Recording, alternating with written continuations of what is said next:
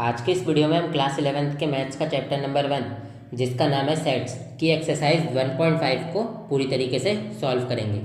इस वीडियो को बनाने से पहले मैंने एक्सरसाइज 1.5 का इंट्रोडक्शन भी बना दिया है और उसका लिंक मैंने नीचे डिस्क्रिप्शन में दे दिया है, तो आप उस वीडियो को पहले जाकर देखें, क्योंकि इस एक्सरसाइज को सॉल्व करने के लिए जितने भी कॉन्सेप्ट यूज होंगे ना, वो मैंने एक्सरसाइज 1.5 के इंट्रोडक्शन में बताए हैं। तो चलिए चालू करते हैं एक्सरसाइज 1.5। तो पहला क्वेश्चन देखिए क्या कह रहा है। लेट यू यानी कि कोई भी यूनिवर्सल सेट को आपको लेट कर लेना है 1, 2, 3, 4, 5, 6 ऐसे ऐसे 9 तक है, ठीक है।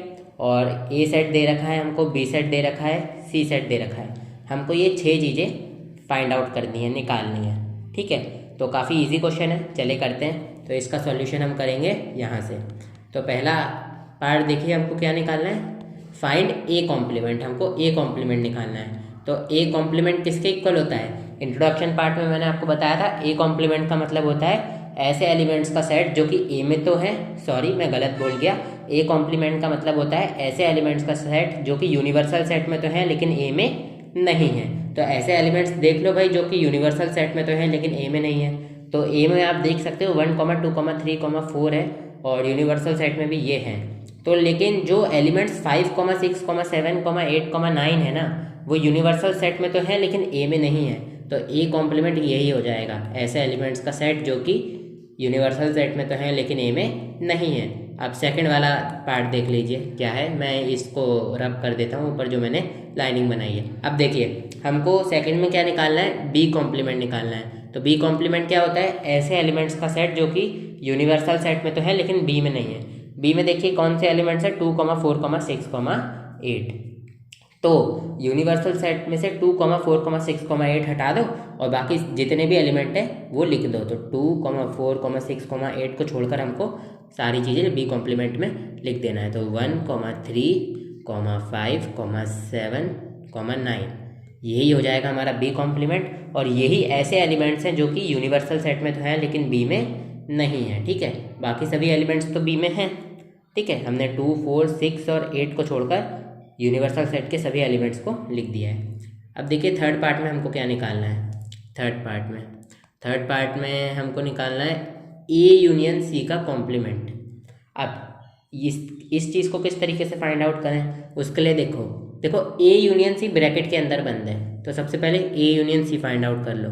ए यूनियन सी क्या होता है, ए और सी के सभी एलिमेंट्स और कॉमन एलिमेंट्स को एक बार लिखा जाता है। तो ए में 1, 2, 3, 4 है, सी में 3, 4, 5, 6 है। इनमें देखो कॉमन क्या है, 3, 4 दोनों में है, तो 3, 4 कॉमन लिख देंगे। तो ये कॉमन हो गए। फिर ए के सभी एलिमेंट्स लिख दो, तो 1, 2। अब देखिए ये जो 1, 2, 3, 4 है ना, ये ए के सभी एलिमेंट्स हो चुके हैं। ये देखिए यही तो ए के एलिमेंट्स हैं, बस हमने 3, 4 को पहले लिख दिया है, तो उससे कुछ फर्क तो पड़ता नहीं है। अब सी के सभी एलिमेंट्स लिख लेते हैं, तो 5, 6। अब देखिए 3, 4, 5, 6 ये देखिए यही तो सी के एलिमेंट्स हैं, हमने बस ऑर्डर चेंज कर दिया है। तो ये जो एलिमेंट्स आएंगे ये ए यूनियन सी के अंदर आएंगे, ठीक है। क्योंकि ए यूनियन सी में वो सभी एलिमेंट्स आते हैं जो ए में भी हैं और जो सी में भी हैं और जो कॉमन भी हैं, लेकिन कॉमन को एक बार लिखा जाता है। तो कॉमन एलिमेंट्स को हमने एक बार लिख दिया और बाकी जो ए में भी हैं और जो सी में भी है उनको भी लिख दिया। अब बात आती है कि ए यूनियन सी का कॉम्प्लीमेंट क्या हो जाएगा। मान लीजिए आपको ए यूनियन सी का कॉम्प्लीमेंट निकालना है, तो इसको किस तरीके से पढ़ेंगे। ए यूनियन सी का कॉम्प्लीमेंट क्या होगा, ऐसे एलिमेंट्स का सेट जो कि यूनिवर्सल सेट में तो हैं लेकिन ए यूनियन सी में नहीं है, ठीक है। तो देखिए ए यूनियन सी में 3, 4, 1, 2 और 5, 6 हैं। तो यूनिवर्सल सेट से 3, 4, 1, 2 और 5, 6 हटा के सभी एलिमेंट्स को मैं लिख देता हूँ। तो ये 3 हटाना है, 4 हटाना है, 1 हटाना है, 2 हटाना है, 5 हटाना है, 6 हटाना है। तो कितने एलिमेंट्स बचे, 7, 8 और 9। तो इन्हीं को मैं बस यहाँ पर लिख देता हूँ इनका सेट बना के, ठीक है। तो आप देख सकते हो कि ये मैंने ए यूनियन सी का कॉम्प्लीमेंट भी फाइंड आउट कर लिया है। अब बारी आती है फोर्थ वाले पार्ट की। फोर्थ वाले पार्ट में आपको क्या निकालना है, ए यूनियन बी का कॉम्प्लीमेंट। अब ठीक है, ए यूनियन बी का कॉम्प्लीमेंट हम लोगों को निकालना है। तो देखिएगा जो अभी ऊपर स्क्रीन पर जगह नहीं है, तो मैं क्या करता हूँ, जो ए सेट है ना और बी सेट है उसको लिख लेता हूँ। 2, 4, 6, 8 ये क्वेश्चन में गिवन है। अब हमको ए यूनियन बी का कॉम्प्लीमेंट निकालना है, ठीक है। तो इसका सॉल्यूशन मैं यहाँ से कर देता हूँ, ए यूनियन बी के कॉम्प्लीमेंट का। तो ए यूनियन बी ब्रैकेट में बंद है, तो जो चीज़ ब्रैकेट में बंद है उसको पहले सॉल्व कर लो। ए यूनियन बी किसके इक्वल हो जाएगा, देखो ए के सभी एलिमेंट्स, बी के सभी एलिमेंट्स और कॉमन एलिमेंट्स को एक बार लिखना है। तो ए और बी में 2 और 4 कॉमन है, तो इनको एक बार पहले लिख दो। फिर ए के सभी एलिमेंट्स यानी कि 1,3, ये देखो 1 2 3 4, यही तो ए के अंदर भी हैं, बस हमारा ऑर्डर अलग है, उससे कुछ फ़र्क नहीं पड़ता।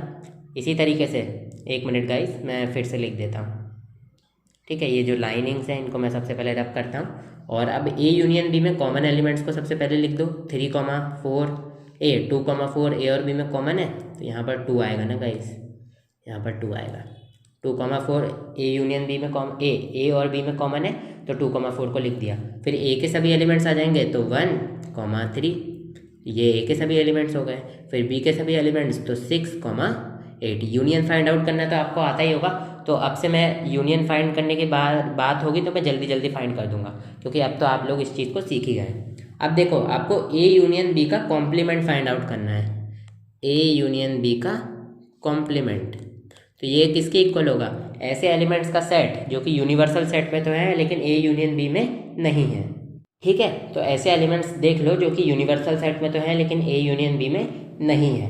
तो देखो ए यूनियन बी में 2 4 1 3 6 8 है, तो मैं 2 4 1 3 6 8 को अंडरलाइन कर देता हूँ और इनके अलावा यूनिवर्सल सेट के सभी एलिमेंट्स को लिख देता हूँ। तो कौन से एलिमेंट्स बचे, 5 बचा, 7 बचा और 9 बचा, ठीक है। यही ऐसे एलिमेंट्स हैं जो कि ए यूनियन बी में नहीं है लेकिन यूनिवर्सल सेट में हैं, ठीक है ना। ध्यान से देखिए, 2 4 1 3 6 8 और 5 7 9। अब बारी आती है हमारे 5th पार्ट की। 5th पार्ट में हमको क्या बोला गया है, देखिए ध्यान से, 5th पार्ट में हमको क्या निकालना है, ए के कॉम्प्लीमेंट का कॉम्प्लीमेंट, ए के कॉम्प्लीमेंट का कॉम्प्लीमेंट। तो ये चीज़ मैंने आपको इंट्रोडक्शन पार्ट में काफ़ी अच्छे से समझा दी थी कि ए के कॉम्प्लीमेंट का कॉम्प्लीमेंट या कोई भी सेट है उसके कॉम्प्लीमेंट का कॉम्प्लीमेंट हमेशा उसी सेट के इक्वल हो जाता है, यानी कि ये ए के ही इक्वल हो जाएगा। और ए सेट आपको क्या दे रखा है, ए सेट आपको दे रखा है 1, 2, 3, 4, तो ये यही आ जाएगा। अब हो सकता है किसी को डाउट आ जाए कि ये कैसे आ गया, तो जब चलो उसको भी हम लोग समझ लेते हैं। तो अब इस चीज़ को मैं आपको समझा रहा हूँ, ठीक है। ये आपको इसका सॉल्यूशन केवल इतना सा रखना है, बट फिर भी मैं आपको समझा रहा हूँ। तो ये जो भी चीज़ मैं करवा रहा हूँ ना, उसको आप सॉल्यूशन में मत लिखना। तो देखो मैं क्या करवा रहा हूँ, ए सेट आपको ये दे रखा था, तो ए का कॉम्प्लीमेंट निकाल लो भाई। अब सबसे पहले ए का कॉम्प्लीमेंट क्या हो जाएगा, ऐसे एलिमेंट्स का सेट जो कि यूनिवर्सल सेट में तो है लेकिन ए में नहीं है। तो क्या हो जाएगा, हमने ऊपर भी ए का कॉम्प्लीमेंट निकाला था तो फर्स्ट पार्ट में शायद, तो यही आ जाएगा ए का कॉम्प्लीमेंट। अब आप क्या कीजिए, ए के कॉम्प्लीमेंट को कोई भी सेट बी के इक्वल मान लीजिए, ठीक है। तो आपको क्या मिल गया, बी इज इक्वल्स टू ये वाला सेट मिल गया। क्लियर है। अब आप लोग देखिए कि अब आपको बी का कॉम्प्लीमेंट निकाल लेना है। तो बी का कॉम्प्लीमेंट किसके इक्वल हो जाएगा, ऐसे एलिमेंट्स जो कि यूनिवर्सल सेट में तो है लेकिन बी में नहीं है। तो देखो यूनिवर्सल सेट हमारा क्या था, ये है। अब देखो हम यहाँ पर बी सेट पहले ही ले चुके हैं, ठीक है। यहाँ पर हम बी सेट पहले ही ले चुके हैं और अब यहाँ पर हम फिर से बी सेट ले रहे हैं। तो आप क्या करो, इसको कोई भी सेट ई के इक्वल मान लो, ठीक है। कोई बी सेट लेंगे तो हो सकता है किसी को कन्फ्यूज़न हो जाए। तो बेसिकली इतना समझो कि हमने क्या किया है कि जो ए कॉम्प्लीमेंट है ना उसको कोई भी सेट ई के इक्वल मान लिया है। ए कॉम्प्लीमेंट को कोई भी सेट ई के इक्वल मान लिया है, तो जी जो ई हो जाएगा वो ये हो जाएगा क्योंकि ए कॉम्प्लीमेंट भी यही है। अब आपको ई का कॉम्प्लीमेंट निकालना है, तो ऐसे एलिमेंट्स का सेट जो कि यूनिवर्सल सेट में तो है लेकिन ई में नहीं है। तो यूनिवर्सल सेट में से 5 6 7 8 9 हटा के सब लिख दो, तो क्या बचेगा 1 2 3 4, क्योंकि यही तो ऐसे एलिमेंट्स है जो कि यूनिवर्सल सेट में है लेकिन उसमें ई में नहीं है। यूनिवर्सल सेट क्या दिया था हमको, यही तो दिया था। तो यही तो ऐसे एलिमेंट्स हैं जो कि यूनिवर्सल सेट में तो है लेकिन ई में नहीं है। ई में देखो कौन से एलिमेंट्स है, ये 5 से लेकर 9 तक के एलिमेंट्स थे ई में, और हमको ऐसे एलिमेंट्स लिखना है जो कि यूनिवर्सल सेट में तो है लेकिन ई में नहीं है। तो कौन से एलिमेंट्स हुए, 1 से लेकर 4 तक के एलिमेंट्स। जैसे कि ई में कौन से एलिमेंट्स थे मैं आपको यही समझा देता हूँ, किसी को डाउट नहीं आए। 5 6 7 8 9, ठीक है। नीचे हमने अभी हाल निकाला था। तो ई के कॉम्प्लीमेंट में वो एलिमेंट्स आ जाएंगे ना जो कि यूनिवर्सल सेट में तो है लेकिन ई में नहीं है। तो ऐसे कौन से एलिमेंट्स होंगे, 1 2 3 4 होंगे। आई होप आप लोग इस चीज़ को समझ पा रहे होंगे। ये केवल मैं आपको समझाने के लिए कर रहा हूँ, ठीक है। इसको सॉल्यूशन में नहीं लिखना है आप लोगों को।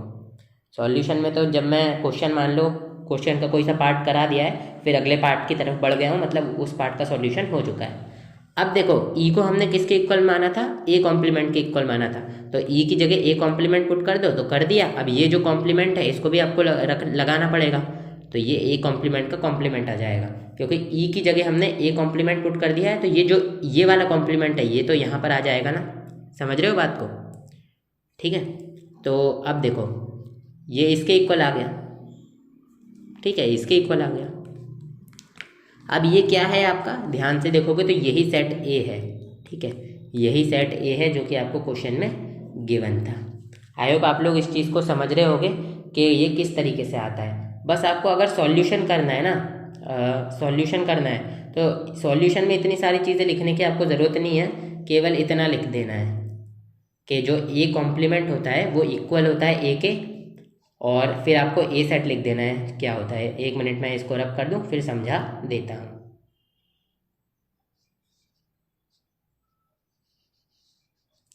जैसे कि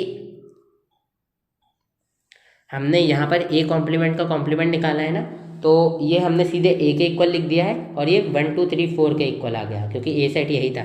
तो अब आप क्या कीजिए, यहाँ पर रीज़न भी लिख दीजिए, एज वी नो दैट, कि हमको पता है,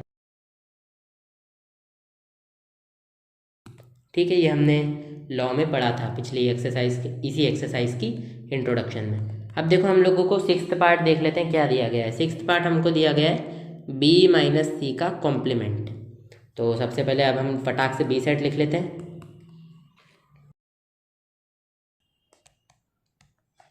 तो जिन भी सेट्स की हमको ज़रूरत पड़ेगी ये हमने लिख लिए हैं। ये क्वेश्चन में गिवन थे, इसका कोई टेंशन मत लेना कहाँ से आए, ये क्वेश्चन में गिवन थे, ठीक है। तो इसका सॉल्यूशन देखते हैं। देखो हमको b माइनस सी का कॉम्प्लीमेंट निकालना है, तो ये b माइनस सी ब्रैकेट में बन रहा है, यहाँ पर आप देख सकते हो।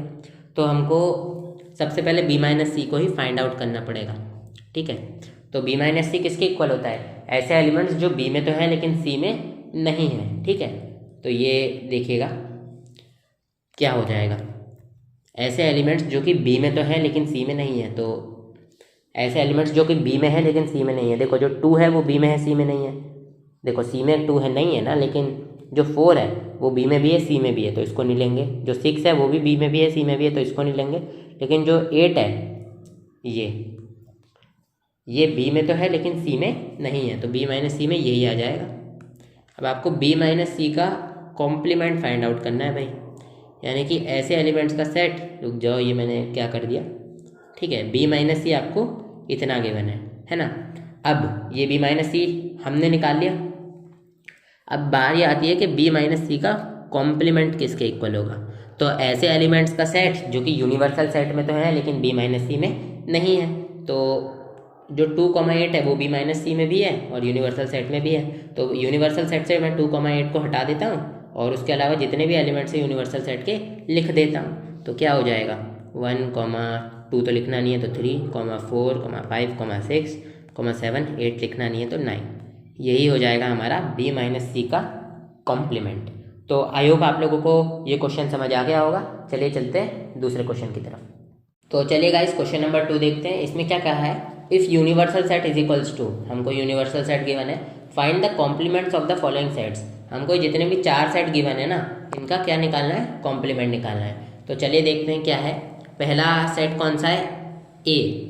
तो हमको क्या कहा गया है, find the complements of the following sets, यानी कि जो ए सेट है ना उसका हमको कॉम्प्लीमेंट निकालना है। तो ए कॉम्प्लीमेंट क्या हो जाएगा, फर्स्ट पार्ट का सॉल्यूशन। तो ये किसके इक्वल है, देखो ऐसे एलिमेंट्स जो कि यूनिवर्सल सेट में तो है लेकिन ए में नहीं है। तो ए में ए बी सी है, यूनिवर्सल सेट में A B C D E F G H है, तो ए बी सी को हटा देता हूँ यूनिवर्सल सेट से, तो क्या आ जाएगा D E F G H, D E F G H, यही तो आ जाएगा, क्योंकि यही ऐसे एलिमेंट्स हैं जो कि यूनिवर्सल सेट में तो हैं लेकिन ए में नहीं है। तो पहले पार्ट का आंसर भी यही आ जाएगा। दूसरा पार्ट का आंसर देख लेते हैं। ये बी सेट हमको दे रखा है, यानी कि बी का कॉम्प्लीमेंट हमको निकाल लेना है। तो बी का कॉम्प्लीमेंट क्या होता है, ऐसे एलिमेंट्स का सेट जो कि क्या कहते हैं, ये यूनिवर्सल सेट में तो है लेकिन बी में नहीं है। तो देख लो भाई यूनिवर्सल सेट में ऐसे कौन से एलिमेंट्स हैं जो कि बी में नहीं है। बी में डी ई एफ जी है, ठीक है, बी में डी ई एफ जी है और यूनिवर्सल सेट्स में A B C F G H D E है। तो इसमें से मैं क्या करता हूँ, डी ई एफ जी को हटा देता हूँ। तो डी को हटा दिया, ई को हटा दिया, एफ को हटा दिया, जी को हटा दिया। तो जितने भी अंडरलाइन वर्ड्स हैं उनको ही हमको लिखना है। इसको भी मैं रब कर देता हूँ, ठीक है। तो क्या लिखना है हमको, ए बी सी और डी एफ जी तो बी में है तो इसको नहीं लिखेंगे, तो एच आ जाएगा। क्लियर है। यही ऐसे एलिमेंट्स हैं जो कि यूनिवर्सल सेट में तो है लेकिन बी में नहीं है, तो बी कॉम्प्लीमेंट के अंतर्गत आ जाएंगे। अब तीसरा देख लेते हैं क्या है, सी। यहाँ पर देखो सी सेट दे रखा है, यानी कि हमको कॉम्प्लीमेंट निकालना है, तो सी का कॉम्प्लीमेंट निकालेंगे। तो सी का कॉम्प्लीमेंट किसके इक्वल होगा, ऐसे एलिमेंट्स का सेट जो कि यूनिवर्सल सेट में तो है लेकिन सी में नहीं है। तो सी में देखो ए सी ई जी है, यूनिवर्सल सेट में भी ए सी ई और जी है। ये एच को क्यों अंडरलाइन कर रखा है। तो यूनिवर्सल सेट में भी ए सी ई जी है, तो यूनिवर्सल सेट में से मैं ए सी ई जी हटा के सभी एलिमेंट्स लिख देता हूँ। तो क्या बचे, ए तो लिखना नहीं है तो बी, सी तो लिखना नहीं है तो डी, ई तो लिखना नहीं है तो एफ और जी तो लिखना नहीं है तो एच। यही ऐसे एलिमेंट्स हैं जो कि यूनिवर्सल सेट में तो है लेकिन सी में नहीं है, ठीक है। तो आई होप आप लोगों को ये चीज़ें क्लियर हो रही होंगी। अब फोर्थ वाला आखिरी पार्ट देख लेते हैं हम लोग, क्या है ये डी। हमको डी सेट गिवन है, यानी कि हमको डी कॉम्प्लीमेंट निकालना है, ठीक है। ये कॉम्प्लीमेंट हमको निकालना था ना सेट्स का, ये। तो डी कॉम्प्लीमेंट निकालते हैं। डी सेट क्या गिवन है देखो ध्यान से, एफ जी एच ए, यानी कि यूनिवर्सल सेट में से हमको एफ जी एच ए हटा के जितने भी एलिमेंट्स हैं एफ जी एच ए के अलावा उनको लिख देना है। तो ये 3 हटाना है, ये हटाना है, और क्या बचे कौन से elements, B C D E. Clear है। बेसिकली कॉम्प्लीमेंट का क्या मतलब होता है, डी कॉम्प्लीमेंट का मतलब है ऐसे एलिमेंट्स का सेट जो कि यूनिवर्सल सेट में तो है लेकिन डी में नहीं है, और यही ऐसे एलिमेंट्स हैं जो कि यूनिवर्सल सेट में तो है लेकिन डी में नहीं है, ठीक है। क्लियर है। अब चलिए करते हैं क्वेश्चन नंबर 3। चलिए गाइस थर्ड क्वेश्चन देखते हैं। इसमें क्या कह रहा है, taking the set of natural numbers as the universal set write down the complements of the following sets. हमको जो सेट ऑफ नेचुरल नंबर्स है 1 2 3 4 ऐसे ऐसे अनंत तक जो नंबर जाते जाते हैं उनका सेट, उस सेट को हमको यूनिवर्सल सेट लेना है, क्वेश्चन में बोला गया है। और हमको ये जितने भी सेट्स हैं इनके कॉम्प्लीमेंट लिखने हैं। तो देखो गाइस जैसे कि अभी हम फर्स्ट पार्ट को करेंगे, इस वाले पार्ट को, तो ये जो सेट है ना इसको मैं ए सेट से डिनोट कर लेता हूँ, सिर्फ और सिर्फ समझाने के लिए, ठीक है। बाकी जब हम सेकंड पार्ट करेंगे तो इस सेट को ए सेट से डिनोट कर लेंगे, थर्ड करेंगे तो इसको कर लेंगे। तो ये केवल समझाने के लिए है, ठीक है। तो देखो कॉम्प्लीमेंट क्या होता है, ऐसे एलिमेंट्स जो कि यूनिवर्सल सेट में तो है लेकिन ए सेट में नहीं है। अब देखो गाइज ये जितने भी आपको सेट दे रखे हैं ना, ये सारे सेट बिल्डर फॉर्म में दे रखे हैं, तो हम जो कॉम्प्लीमेंट लिखेंगे वो भी सेट बिल्डर फॉर्म में ही लिखेंगे, ठीक है। तो पहला क्या दे रखा है हमको, x such that x is N even natural number. A set के अंदर वो सभी नंबर्स आ जाएंगे जो कि इवन भी हो और नेचुरल भी हो, जैसे कि 2 4 6 ऐसे ऐसे ऐसे। तो अब आप देखो आपको ए का कॉम्प्लीमेंट निकालना है इस सेट का, तो वो क्या हो जाएगा, ऐसे नेचुरल नंबर्स जो कि इवन नहीं है, ठीक है। यही तो होता है, जैसे कि मान लो कोई सेट है आपके पास, ए सेट है, ए तो मैंने ले लिया है, तो मैं आपको कोई सा भी सेट ले लेता हूँ, बी सेट ले लेता हूँ, मान लो जो कि है 1 2 3 4, और यूनिवर्सल सेट ले लेता हूँ मैं 1 2 ऐसे ऐसे लेकर 10 तक, 1 से लेकर 10 तक। अब कोई कहे कि भाई बी कॉम्प्लीमेंट निकाल दो, ठीक है गाइस। बी सेट के एलिमेंट्स में से ना हम 2 और 4 को निकाल देते हैं, ठीक है।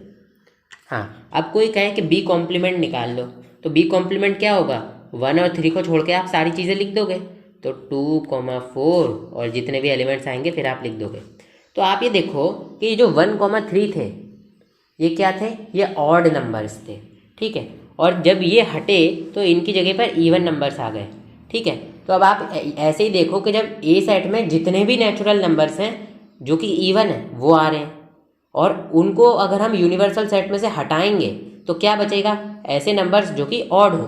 तो इसलिए ये क्या आ जाएगा, एक्स सच दैट, इसका आंसर है ये एक्स किस चीज़ को डिनोट करता है, ए कॉम्प्लीमेंट सेट के अंदर के सभी एलिमेंट्स को, ठीक है। इस ए के कॉम्प्लीमेंट के अंदर के सभी एलिमेंट्स को।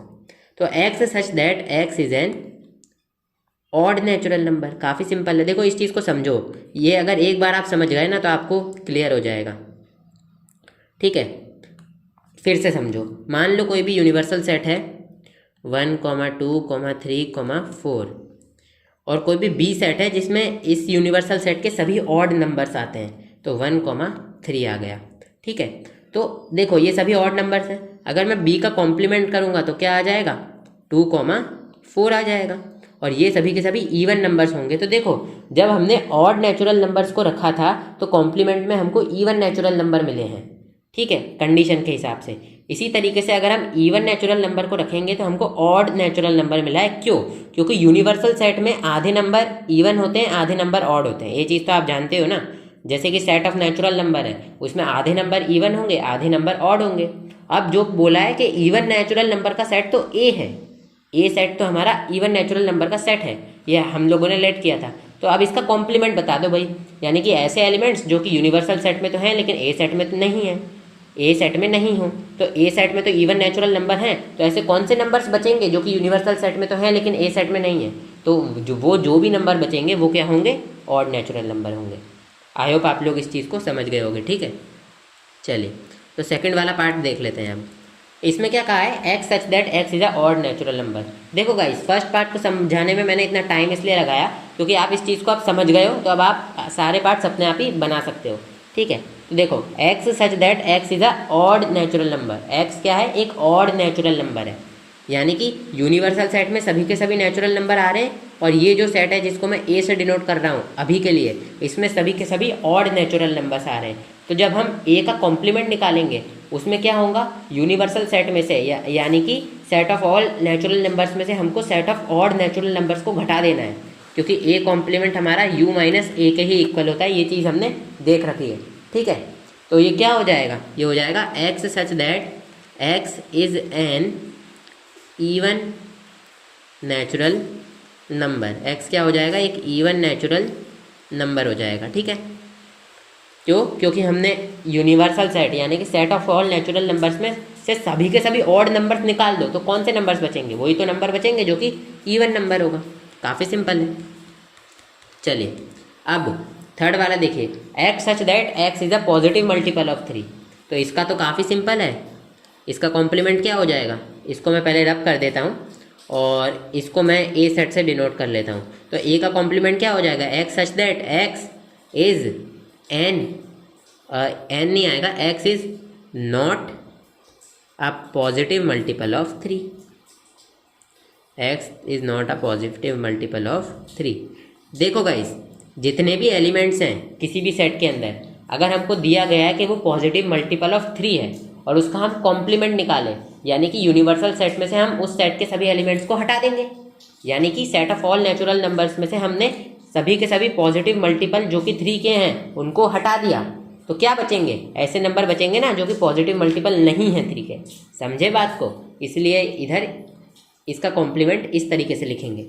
फोर्थ वाला देख लो भाई, फोर्थ वाले में बोला गया x such that x is a prime number, तो इसका भी simple, x such that x is not a prime number. ठीक है, काफ़ी सिंपल है, ये काफ़ी सिंपल क्वेश्चन है, थोड़ा समझो गाइस बस इस चीज़ को। हमको एक सेट है जिसमें सभी के सभी प्राइम नंबर्स आते हैं, ये जो सेट है इसको मैं ए सेट मान लेता हूँ, इसमें सभी के सभी प्राइम नंबर्स हैं, और अब इसका कॉम्प्लीमेंट निकालना है, यानी कि यूनिवर्सल सेट में से आपने सभी के सभी प्राइम नंबर्स को घटा दिया, तो ऐसे कौन से नंबर्स बचेंगे, ऐसे नंबर्स ही तो बचेंगे जो कि प्राइम ना हो, तो यही लिख दिया हमने।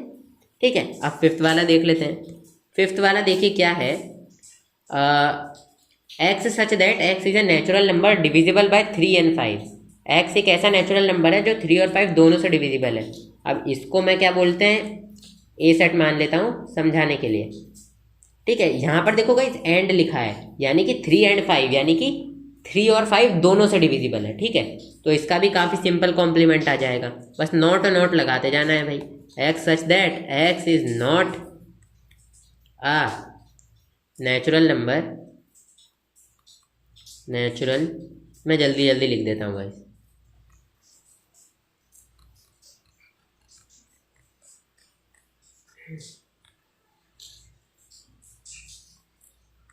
यहाँ पे गाइस जगह कम थी तो मैंने नीचे लिख दिया है, आप एक ही लाइन में लिखना। ठीक है, तो अब आप देखो कि x एक नेचुरल नंबर है जो कि 3 और 5 दोनों से डिविजिबल है, ये हमारा ए सेट के अंदर एलिमेंट्स आते हैं। अब इसका हमको निकालना है कॉम्प्लीमेंट। तो सिंपल है, set of all natural numbers में से आपको ऐसे नंबर्स निकाल लेना है जो 3 और 5 के डिविजिबल हो। तो कौन से नंबर बचेंगे? ऐसे नंबर बचेंगे जो कि 3 और 5 से डिविजिबल ना हो। तो बस वही लिख दिया अभी हमने। ठीक है, अब हम देख लेते हैं सिक्स्थ वाला क्वेश्चन क्या कहा गया। देखो ये गाइस, ये काफी सिंपल है। ये अगर मैं आपको ना भी समझाऊं ना तो भी अब आप समझ जाओगे। सिक्स्थ पार्ट में देखो गाइस, सिक्स्थ पार्ट में बोला गया x such that x is a perfect square. अब देखो गाइस, यहाँ पर जगह नहीं है तो मैं यहाँ पर ही सिक्स्थ पार्ट लिख देता हूँ। X such that x is a perfect square. ठीक है, ये क्वेश्चन है आपका। अब इस सेट को मैंने ए सेट के इक्वल ले लिया है। अब इसका देखिए आंसर क्या होगा। सॉल्यूशन का मतलब है यहाँ पर आंसर लिखेंगे। देखो गाइस, सेट ऑफ ऑल, अब इसका ना आपको कॉम्प्लीमेंट निकालना है, यानी कि यूनिवर्सल सेट में से आपको इस सेट को घटा देना है। तो क्या आ जाएगा इसका आंसर?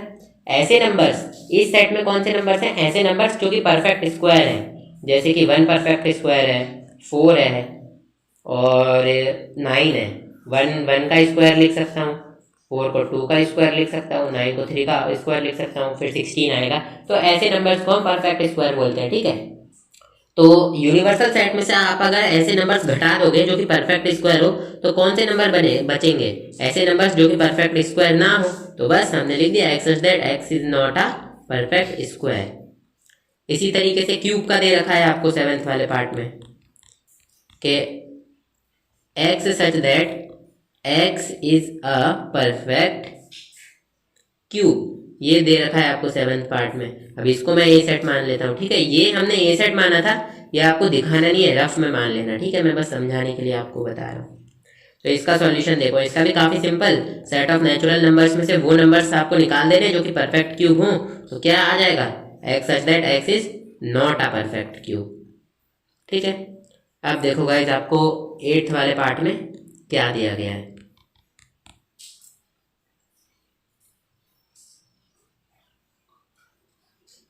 8th वाले पार्ट में है x such that x plus 5 equals to 8। ठीक है, और ये आपको ए सेट के इक्वल ले लेता हूं मैं समझाने के लिए। अब इस क्वेश्चन से आपको थोड़ा समझना चालू करना पड़ेगा। देखो गाइस, हमको बोला गया x such that x plus 5 equals to 8, यानी कि ए सेट होगा क्या, पहले ये तो निकाल लो भैया। देखो एक्स प्लस 5 हमको 8 दिया गया है। ये जो एक्स होता है ना, ये ए सेट के अंदर के सभी एलिमेंट्स को रिप्रेजेंट करता है। तो अब आप क्या करो, यहाँ पर इस 5 को यहाँ भेज दोगे तो ये हो जाएगा 8 माइनस 5, और 8 माइनस 5 क्या होता है? 3। तो x की वैल्यू जो आएगी वो आपकी आ जाएगी 3, यानी कि ए सेट में केवल एक एलिमेंट होगा जो कि होगा 3। अब बारी आती है कि भाई ए कॉम्प्लीमेंट क्या होगा। तो देखो, हाँ इधर जैसे कि हम मान लो हमने ये किया है ना, तो हम यहाँ पर ये लिख दो, लेट, हमने इस सेट को ए के इक्वल लिखा है ना, तो लेट ये जो सेट है हमारा इक्वल्स टू ए, इसको ए के इक्वल ले लो, ऐसा लिख दो। तो अब ए का कॉम्प्लीमेंट निकालना है भैया आपको। तो देखो किस तरीके से लिखोगे, तो आप कैसे लिखोगे? यूनिवर्सल सेट में से आपको केवल 3 हटा देना है। ठीक है, तो बस आपको क्या लिख देना है? X such that x is a natural number. अब आप बोलोगे भाई नेचुरल नंबर तो यूनिवर्सल सेट का ही था। देखो अभी सब्र रखो थोड़ा। X is a natural number and x not equals to 3, और x जो है वो 3 के इक्वल नहीं है, यानी कि एक x एक ऐसा नेचुरल नंबर तो है, ए कॉम्प्लीमेंट में वो सभी नंबर्स आ जाएंगे जो कि नेचुरल हैं, लेकिन वो 3 नहीं होगा। बस 3 को छोड़कर ऐसे सभी नंबर्स आ जाएंगे जो कि नेचुरल है। ये मतलब है हमारा ए कॉम्प्लीमेंट का। तो आई होप आप लोग समझ रहे होंगे कि इसको किस तरीके से हम लोग लिखते हैं। देखिए गाइस, इसमें बिल्कुल कंफ्यूज मत होना। यूनिवर्सल सेट में वो सभी एलिमेंट्स थे जो कि नेचुरल नंबर थे, और ए सेट के अंदर 3 था। तो हमको कुछ ऐसा करना था, हमको कुछ इस तरीके से लिखना था कि हम यूनिवर्सल सेट के सभी एलिमेंट्स को रिप्रेजेंट कर दें और साथ में ये भी बता दें कि 3 नहीं आना चाहिए, क्योंकि वही तो एलिमेंट ए कॉम्प्लीमेंट में आएगा। तो उसको लिखने के लिए बस ये लिखने का तरीका है कि x such that x is a natural number and x not equals to 3। अब देख लेते हैं गाइस 9th वाला। तो 9th वाले में हमको क्या दे रखा है? X such that 2x plus 5 equals to 9, ये हमको दे रखा है। ठीक है, यही दे रखा है ना। हाँ, अब देखो गाइस, इसको मैं ए सेट के इक्वल ले लेता हूँ। ठीक है, और यहाँ पर आप लिख भी दो लेट ये वाला जो सेट है हमारा इक्वल्स टू ए ले लिया हमने। तो बेसिकली आपको ए सेट अब निकाल लेना है भाई, क्या होगा। तो ये जो इक्वेशन है इसको सॉल्व कर लो भाई। 2x plus 5 equals to 9। तो x की वैल्यू क्या आएगी, ये 5 इधर जाएगा माइनस हो जाएगा, 9 माइनस 5 होता है 4, और ये 2 इधर जाएगा डिवाइड में आ जाएगा, 4/2 होता है 2। तो x की वैल्यू आ जाएगी भाई 2। तो a में केवल एक एलिमेंट होगा जो कि 2 है। अब सिमिलरली जैसे हमने पिछले पार्ट में किया था वैसे ही कर लो इसका complement, x such that x is a natural number. अब आप इतना लंबा लिखने से बच सकते हो, कैसे, x बिलोंग्स टू n, यानी कि x एक नेचुरल नंबर है, and x not equals to 2। बस इतना छोटे लिखकर भी आपका काम हो जाएगा, ठीक है। अब चलिए 10th वाला पार्ट देख लेते हैं। 10th वाले पार्ट में क्या दिया गया है, x such that x greater than equal to 7, ये वाला पार्ट है गाइस, ठीक है। इसको मैं लिख लेता हूँ, x such that x greater than equal to 7। ये जो साइन होता है ना गाइस, ये ग्रेटर देन इक्वल टू का होता है, ठीक है। तो चलिए इसको मैं ए सेट मान लेता हूँ और मैं इसके सॉल्यूशन में लिखूंगा भी सही। लेट हमेशा लिखना गाइस, वरना कोई कह देगा तो भाई किसको ए सेट माना है बता दे तो सही। तो इसको हमने ए सेट मान लिया। तो देखो हम ये जानते हैं कि यूनिवर्सल सेट क्या है, set of all natural numbers, set of all natural numbers, यानी कि जो हमको क्वेश्चन में सेट्स दिए गए हैं ये पक्का यूनिवर्सल सेट के सबसेट हैं। इतना तो आप लोग समझ लो। यदि ये बात आपको तब समझ आएगी मेरी, जब आपने मेरी पुरानी एक्सरसाइज 1.5 का इंट्रोडक्शन देख रखा है। अगर आपने नहीं देखा होगा तो हो सकता है आपको ये वाली बात समझने में प्रॉब्लम है, ठीक है। अब देखिए हमको सबसे पहले तो ए सेट निकाल लीजिए, क्या होगा।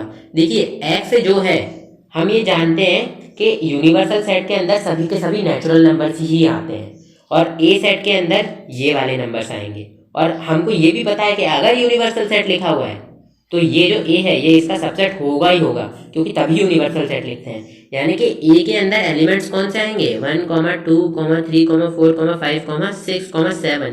अब ये क्यों किया, देखो सबसे पहले तो जो एक्स है ये बड़ा है, रुकना गाइस थोड़ी गलती हो गई है ना, एक्स बड़ा है ना 7 से, तो ए सेट के अंदर कौन से एलिमेंट्स आएंगे, 7 आ जाएगा। देखो यहाँ पर मैंने थोड़ी गलती कर दी थी, तो मैंने अभी जितना भी बताया सब भूल जाओ, पिछले 1 मिनट में जितना भी बोला सब भूल जाओ। अब देखो ये जो x है ये क्या है, 7 से बड़ा है और इक्वल भी हो सकता है, तो इक्वल भी हो सकता है तो ये हमने लिख दिया, और 7 से बड़ा होगा यानी कि जितने भी इसके आगे नंबर्स हैं 8, 9, 10 वो सभी इसमें आते जाएंगे, ठीक है। अब हमको क्या करना है, ए का कॉम्प्लीमेंट निकालना है भाई, ठीक है। तो हम क्या करेंगे, सिंपल सी बात है, x such that x is, अब x क्या होगा गाइस, ये 7 से पहले के जितने भी नंबर्स होंगे ना वही x हो जाएंगे। तो या तो आप इसको सीधे इस तरीके से भी लिख सकते हो, 1, 2, 3, 4, 5, 6, क्योंकि आपको सेट ऑफ नेचुरल नंबर्स दिया गया है एज अ यूनिवर्सल सेट, तो ये आप लिखोगे ना तो ये भी इसका सही आंसर होगा। लेकिन अभी हमको इसको सेट बिल्डर फॉर्म में लिखना है, तो हम किस तरीके से लिखेंगे वो देख लेते हैं। तो x सच दैट x, इसको मैं ना बड़े इतना ज़्यादा लिखने की बजाय शॉर्ट में लिखता हूँ, x belongs to natural numbers and x is less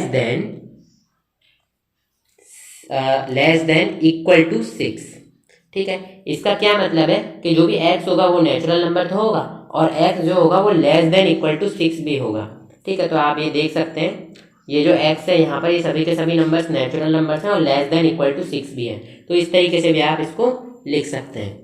अब चलिए 11th पार्ट देख लेते हैं। ये गलत नहीं होगा गाइस, ठीक है, आप समझिएगा इस बात को, क्योंकि ये जो सेट ऑफ यूनिवर्सल सेट है ना, ए यूनिवर्सल सेट आपको set of all natural number दे रखा है, यानी कि जो ए सेट होगा उसमें अगर कोई एलिमेंट होंगे तो वो नेचुरल नंबर ही होंगे, क्योंकि ए हमेशा सबसेट होगा यू का, तभी आपको यू दे रखा है, समझिए इस बात को। चलिए अब नेक्स्ट पार्ट है 11th वाला, तो 11th वाला ये पार्ट है, तो इसको भी लिख लेते हैं। तो x such that x belongs to natural number, और जो 2x प्लस 1 है वो बड़ा है 10 से, ठीक है। तो इसका सॉल्यूशन देख लेते हैं। तो अब आप देखिएगा इस, तो हम फिर से लेट कर लेंगे, let x such that x belongs to n, 2x plus 1 equals to 10, equal नहीं है गाइज, ये ग्रेटर देन का साइन है, ग्रेटर देन 10, इसको हम ए सेट मान लेते हैं। अब देखो गाइज आपको यहाँ पर क्या बोला गया है, 2x प्लस 1 ग्रेटर देन 10 बोला गया है। अब ये 1 को इस तरफ भेजोगे तो माइनस हो जाएगा।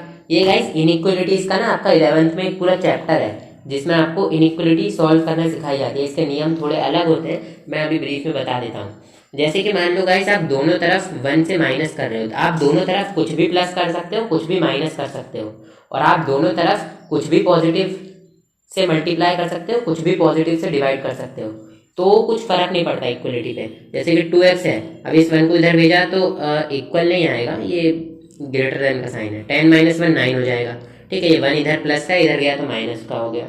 और ये जो 2 है, अगर मैं दोनों तरफ 2 से डिवाइड कर दूँ तो 2 से 2 कटेगा और मुझे मिलेगा x ग्रेटर देन 9/2 या फिर x ग्रेटर देन 4.5, क्योंकि 9/2 4.5 होता है।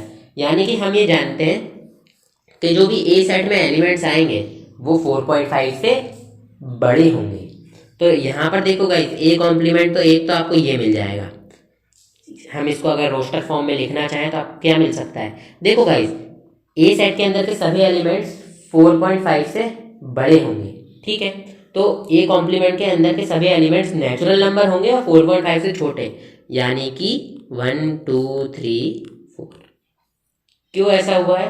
क्योंकि यूनिवर्सल सेट आपको set of natural numbers given है, यानी कि जो भी आपके पास ए सेट होगा ना उसमें सभी के सभी नेचुरल नंबर्स ही होंगे, और जो भी ए कॉम्प्लीमेंट होगा उसमें भी नेचुरल नंबर्स ही होंगे, क्योंकि ए कॉम्प्लीमेंट और ए दोनों ही यूनिवर्सल सेट के सबसेट होते हैं। अब देखिए गाइस, इसको हम लोग सेट बिल्डर फॉर्म में भी लिख देते हैं। किस तरीके से? x such that x belongs to natural number and x less than equal to 4। x जो है वो 4 से कम है और x 4 के इक्वल भी है। ठीक है, तो चलिए गाइज, ये क्वेश्चन हो चुका है हमारा। ये क्वेश्चन गाइज इजी है, ठीक है, इसको बस समझने की देरी है। तो चलिए गाइज करते हैं क्वेश्चन नंबर 4। इस बुक के पीछे जो आंसर्स दिए रहते हैं ना, उसमें 4th वाले पार्ट का आंसर अलग दे रखा है। तो ये जो 4th वाला सेट है, जो हमारा आंसर का सेट है, इसको मैं बी सेट मान लेता हूँ ताकि आप लोगों को समझा सकूँ क्या है। तो देखो गाइज, पीछे आंसर दे रखा है x such that x is a positive composite numbers and x equal to 1। तो ये आंसर क्यों दिया है? देखो, हमने जो आंसर लिखा है वो भी सही है और जो पीछे आंसर दे रखा है वो भी सही है। क्योंकि देखो गाइस, कंपोजिट नंबर होता क्या है? तो ऐसा कोई भी नंबर जिसको उससे छोटे दो नंबर्स के फॉर्म में लिखा जा सके उसको हम कंपोजिट नंबर बोल देते हैं। जैसे कि मान लो 18 है, तो 18 को मैं 2 × 9 लिख सकता हूँ। ये जो 9 और 2 है, ये दोनों 18 से छोटे हैं, 18 से छोटे होने चाहिए, इक्वल भी नहीं चलेगा। ठीक है, तो जो प्राइम नंबर्स होते हैं वो कंपोजिट क्यों नहीं होते? क्योंकि इसको मैं 1 × 3 लिख सकता हूँ, लेकिन ये जो 3 है ये 3 के इक्वल है। भले ही 1 3 से छोटा है, लेकिन ये 3 तो 3 के इक्वल ही है ना, इसलिए प्राइम नंबर्स और कंपोजिट नंबर्स अलग अलग होते हैं।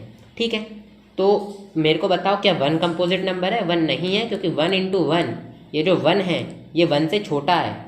ये जो 1 है ये 1 के इक्वल है, 1 से छोटा नहीं है, इसलिए ये हमारा कंपोजिट नंबर नहीं होता है। अब देखो, बी सेट के अंदर हमको 1 तो चाहिए, क्योंकि 1 प्राइम नंबर नहीं है। तो बुक में एंड में स्पेसिफाई कर दिया गया आंसर में कि x इक्वल टू 1, यानी कि x 1 के भी इक्वल है, इस चीज़ को उन्होंने आखिर में लिख दिया है। और बाकी जितनी भी वैल्यूज़ हैं वो सारी कंपोजिट हैं। क्यों? क्योंकि जो 1 के अलावा जो प्राइम नंबर नहीं है वो कंपोजिट नंबर है। जैसे कि 1 है, 1 को छोड़ दो, 1 को इन्होंने पहले ही लिख दिया ना, लास्ट में बुक में आंसर देखना गाइस, पीछे 1 को पहले ही लिख दिया है x इक्वल टू 1। तो जितने भी पॉजिटिव कंपोजिट नंबर है वो क्या होंगे? 4 हो जाएगा। ठीक है, और आपका ये 6 हो जाएगा, 8 हो जाएगा, 9 हो जाएगा। तो ये जितने भी नंबर्स हैं ये पॉजिटिव कंपोजिट नंबर्स हैं और ये प्राइम नहीं है, तो ये हमको बी सेट में चाहिए, और साथ ही साथ में 1 भी चाहिए। तो जो हमको 1 चाहिए था वो तो हमने एंड में अलग से स्पेसिफाई कर दिया कि x इक्वल टू 1 भी होना चाहिए और बाकी सभी के सभी पॉजिटिव कंपोजिट नंबर भी होने चाहिए। तो पॉजिटिव कंपोजिट नंबर और 1 को मिलाकर जो नंबर बनेंगे वो सभी के सभी प्राइम नहीं होंगे, यही बात है। तो इसलिए गाइस, जो हमने लिखा है वो भी सही है, जो बुक में लिखा था वो भी सही है, आप कुछ भी लिख सकते हो। और हाँ गाइस, जो बुक के अंदर आपको 8th 9th 10th और 11th के आंसर दे रखे हैं ना, वो गलत दे रखे हैं। ठीक है गाइस, तो बुक के अंदर आप एक बार देख लेना, न्यू बुक में हो सकता है ठीक कर दिए गए हों, लेकिन जो 9th का आंसर है और जो 8th का आंसर है और जो 10th का और 11th का आंसर है वो बुक के पीछे गलत दे रखा है, वो इनइक्वलिटी के साइन गलत लगाए हुए हैं। ठीक है, तो आप लोग उस चीज़ का ध्यान रखना। चलिए गाइस, अब हम लोग करते हैं हमारा नेक्स्ट क्वेश्चन। क्वेश्चन क्या कह रहा है? 4th क्वेश्चन में हमको कहा है इफ़ यू यूनिवर्सल सेट हमको गिवन है, यू का मतलब यूनिवर्सल सेट, हमको यूनिवर्सल सेट दे रखा है, ए सेट दे रखा है एंड बी सेट दे रखा है, और हमको ये जितने भी नीचे दो चीज़ें दे रखी हैं, दो कंडीशंस दे रखे हैं, इनको वेरीफाई करना है। तो देखिए पहली कंडीशन क्या है। पहली कंडीशन देखिए ये दे रखी है, ए यूनियन बी का कॉम्प्लीमेंट बराबर है A complement intersection B complement. अभी आप जानते हैं डी मॉर्गन लॉ है, तो ये सही ही होगा, ये वेरीफाई होगा ही होगा, बट फिर भी हम इसको इस क्वेश्चन में कर लेते हैं। तो सबसे पहले देखिए ए यूनियन बी ब्रैकेट में है, तो हम ए यूनियन बी निकाल लेते हैं। तो ए यूनियन बी किसके इक्वल होगा, ए के सभी एलिमेंट्स, बी के सभी एलिमेंट्स और कॉमन एलिमेंट्स को एक बार लिखा जाएगा। तो ए और बी में देखिए कॉमन क्या है, केवल 2 कॉमन है, तो 2 को लिख दो, फिर ए के सभी एलिमेंट्स और फिर बी के सभी एलिमेंट्स। ठीक है, तो ये ए यूनियन बी आ गया। अब बारी आती है ए यूनियन बी के कॉम्प्लीमेंट की। तो इसमें ऐसे एलिमेंट्स आते हैं जो कि ए यूनियन बी में तो हैं, ए जो कि यूनिवर्सल सेट में तो हैं, लेकिन ए यूनियन बी में नहीं है। तो यूनिवर्सल सेट में से हमको 2 हटा देना है, 4 हटा देना है, 6 हटा देना है, जो भी इसमें है उसको हटा देना है, 8 हटा देना है, 3 हटा देना है, 5 हटा देना है, 7 हटा देना है। तो 2 4 6 8 3 5 और 7 हटा देना है। तो बचेगा क्या, 1,9, यही तो बचेगा, क्योंकि देखो 2 हटा दिया, 3 हटा दिया, 4 हटा दिया, 5 हटा दिया, 6 7 और 8 हटा दिया, तो 1,9 ही तो बचा यूनिवर्सल सेट में थे। तो ये चीज़ें तो आप सीख चुके होंगे। तो ये आपका आ गया ए यूनियन बी का कॉम्प्लीमेंट। अब आप भाई सबसे पहले ए कॉम्प्लीमेंट निकाल लो। तो ए कॉम्प्लीमेंट किसके इक्वल होता है, ऐसे एलिमेंट्स जो यूनिवर्सल सेट में तो हैं लेकिन ए में नहीं है। तो यूनिवर्सल सेट में से 2 4 6 8 हटा दो, बाकी सभी एलिमेंट्स लिख दो, क्योंकि 2 4 6 8 ए में भी है। तो 1 लिख दो, 3 लिख दो, 5 लिख दो, 7 लिख दो, 9 लिख दो, ये ए कॉम्प्लीमेंट हो गया। बात करें बी कॉम्प्लीमेंट की, तो बी कॉम्प्लीमेंट क्या हो जाएगा, ये 2 3 5 7 को यूनिवर्सल सेट में से हटा दो, तो 1 लिख दो, 4 लिख दो, 6 लिख दो, 8 लिख दो, 9 लिख दो, क्योंकि हमने 2 3 5 7 को हटा दिया। ठीक है, अब ए कॉम्प्लीमेंट और बी कॉम्प्लीमेंट का इंटरसेक्शन करो, यानी कि इन दोनों में कॉमन एलिमेंट्स देखो भाई कौन कौन से हैं। तो A complement intersection B complement देखो क्या आ रहा है, तो आप देख सकते हैं इनमें 1 कॉमन है और 9 कॉमन है। 1 और 9 के अलावा इनमें कोई कुछ भी कॉमन नहीं है। तो आप देख सकते हो ये ए यूनियन बी कॉम्प्लीमेंट को इक्वेशन 1 मान लो भले ही, और इसको इक्वेशन 2 मान लो। तो आप देख सकते हो 1 इक्वेशन इक्वल्स टू 2 है। तो आप कह सकते हो ए यूनियन बी का complement equals to A complement intersection B complement है, और ये हो गया आपका वेरीफाई। चलिए करते हैं इसका सेकंड वाला पार्ट, जो कि है ये। तो दूसरा पार्ट क्या है, ए इंटरसेक्शन बी का कॉम्प्लीमेंट इक्वल होना चाहिए A complement union B complement के। तो सबसे पहले ये ए इंटरसेक्शन बी ब्रैकेट में है, तो इसको ही सॉल्व कर लेते हैं भाई। ए इंटरसेक्शन बी क्या होता है, ए और बी के कॉमन एलिमेंट्स, तो देख लो भाई क्या कॉमन है, इनमें केवल 2 कॉमन है। तो ए इंटरसेक्शन बी का कॉम्प्लीमेंट निकाल लो, यानी कि यूनिवर्सल सेट में से 2 हटा के सब लिख दो। तो 1 3 4 5 6 7 8 9 ये लिख दिया भाई हमने। अब ये जो है ये इक्वल होगा A complement union B complement के। तो जो ए कॉम्प्लीमेंट है वो हम फिर से निकाल लेते हैं, क्या जा रहा है, ए कॉम्प्लीमेंट क्या आएगा, 2 4 6 8 को छोड़कर सब लिख दो, तो ये ए कॉम्प्लीमेंट आ गया भाई, यही पिछली बार भी आया था। बी कॉम्प्लीमेंट क्या आ जाएगा, 2 3 5 7 को छोड़कर सब लिख दो, तो ये आ गया भाई बी कॉम्प्लीमेंट। तो अब ए कॉम्प्लीमेंट का यूनियन करो बी कॉम्प्लीमेंट के साथ, तो क्या ए के सभी एलिमेंट्स यानी कि ए कॉम्प्लीमेंट के सभी एलिमेंट आ जाएंगे ना। A complement union B complement में ए कॉम्प्लीमेंट के सभी एलिमेंट्स, और कॉमन एलिमेंट्स तो उनमें केवल 1 और 9 है, इनको मैंने लिख दिया है, और बाकी बी कॉम्प्लीमेंट के 4 6 8। तो आप देख सकते हैं 1 3 5 7 9 4 6 8 1 3 5 7 9 4 6 8 ये ऐसे एलिमेंट्स यानी कि ए इंटरसेक्शन बी कॉम्प्लीमेंट और A complement union B complement equal आ रहे हैं हमारे। भले एलिमेंट्स का ऑर्डर मैटर नहीं करता है गाइस, बस एलिमेंट्स इक्वल आने चाहिए। तो जो फर्स्ट इक्वेशन है वो हमारी सेकंड क्या इक्वल आ रही है, भले यहाँ लिख दो equation 1 is equals to equation, ये इक्वेशन लिखा हुआ है ठीक है, इक्वेशन 2। तो ये क्या हो जाएगा, ए इंटरसेक्शन बी का कॉम्प्लीमेंट बराबर A complement union B complement. चलिए करते हैं क्वेश्चन नंबर 5। चलिए गाइस 5th क्वेश्चन देखते हैं। इसमें क्या कह रहा है, draw appropriate Venn diagram for each of the following.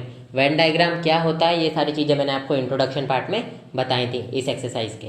अब चलिए, तो वेन डायग्राम में हमारा पहला पार्ट है ए यूनियन बी का कॉम्प्लीमेंट, ये हमको वेन डायग्राम में ड्रॉ करना है। तो देखो गाइस, सबसे पहले तो हमने एक यूनिवर्सल सेट ड्रॉ कर लिया, वेन डायग्राम कैसे ड्रॉ करते हैं ये चीज़ भी मैंने आप लोगों को बता रखी है उसमें, ये इंट्रोडक्शन पार्ट में, तो वो भी देखिएगा आप। फिर भी मैं थोड़ा सा बता देता हूँ। देखो गाइज, ये यूनिवर्सल सेट के अंदर हम किसी भी सेट का वेन डायग्राम जो ड्रॉ करें ना, चाहे वो ए यूनियन बी का कॉम्प्लीमेंट हो, चाहे A complement intersection B complement हो, कोई सी भी सेट का वेन डायग्राम हो, वो हमेशा यूनिवर्सल सेट के अंतर्गत आता है। यानी कि ये रेक्टेंगल के अंदर का जितना भी एरिया है, ये हमारा यूनिवर्सल सेट का एरिया होता है। जो यूनिवर्सल सेट होता है उसको हम रेक्टेंगल बनाकर रिप्रेजेंट करते हैं। अब चलिए, ये जो दो सर्कल्स हैं ना, ये दो सेट्स मान लेता हूँ मैं। इस सेट को ए मान लो, इस सेट को बी मान लो। अब देखो गाइस, जो ए यूनियन बी होगा वो एरिया होगा जिस चीज़ को मैं येलो कलर से शेड कर रहा हूँ। ध्यान से देखो गाइस, जिस कलर को मतलब जिस एरिया को मैंने येलो कलर से शेड किया है, ये कौन सा एरिया है? ये ए यूनियन बी का एरिया है। ए का भी पूरा एरिया है, बी का भी पूरा एरिया है, और जो कॉमन एरिया है वो भी इनमें आ गया है। अब देखो गाइस, ए यूनियन बी का कॉम्प्लीमेंट निकालना है हमें। तो ए यूनियन बी के कॉम्प्लीमेंट का क्या मतलब होगा? जैसे कि मान लो मैं आप लोगों से कहूँ कि ए कॉम्प्लीमेंट निकालो, तो ए कॉम्प्लीमेंट का क्या मतलब होता है? ऐसे एलिमेंट्स का सेट जो कि यूनिवर्सल सेट में तो हैं लेकिन ए में नहीं है। इसी तरीके से अगर कोई मैं कहता हूँ कि ए यूनियन बी का कॉम्प्लीमेंट निकालो, तो इसका क्या मतलब होता है? ऐसे एलिमेंट्स का सेट जो कि यूनिवर्सल सेट में तो है लेकिन ए यूनियन बी में नहीं है। सिमिलरली मैं कहूँ कि ए यूनियन बी के कॉम्प्लीमेंट का एरिया शेड करो, तो ऐसा एरिया हो जाएगा जो यूनिवर्सल सेट में तो है लेकिन ए यूनियन बी में नहीं है। सो गाइज, हमको ऐसा एरिया शेड करना है जो कि यूनिवर्सल सेट में तो है लेकिन ए यूनियन बी में नहीं है। तो ए यूनियन बी में येलो कलर से जिस एरिया को शेड किया है वो है, तो हम ऐसे एरिया को शेड कर देते हैं जो कि यूनिवर्सल सेट में तो है लेकिन ए यूनियन बी में नहीं है, मतलब ये बाहर वाला एरिया। तो मैं जो एरिया हमको चाहिए ए यूनियन बी का कॉम्प्लीमेंट, उसको मैं रेड कलर से शेड कर रहा हूँ गाइज, ठीक है। तो आप देख सकते हैं ये रेड कलर से मैं ए यूनियन बी के कॉम्प्लीमेंट को शेड कर रहा हूँ। ये मैंने आपको समझाने के लिए किया है ताकि आप लोगों को अच्छे से समझ आए। आप कॉपी में केवल पेंसिल से शेड कर सकते हैं, ठीक है।